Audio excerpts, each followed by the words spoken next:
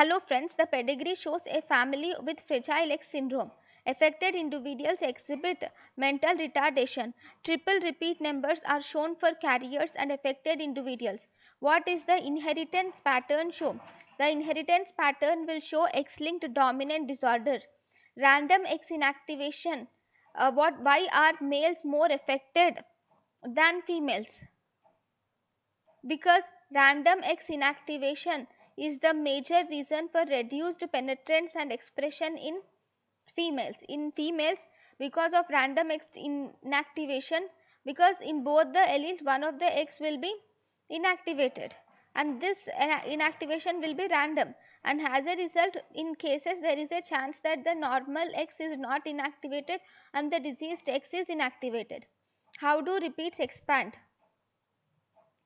The disease expands when there is oogenesis. Oogenesis will lead to expansion of normal number of triple repeats. So, male carriers will pass these repeats to their daughters, but daughters do not express the disease because of this random X inactivation, but these daughters will pass to their offsprings. When these daughters pass to their offsprings, there will be many, even more repeats are present in that situation.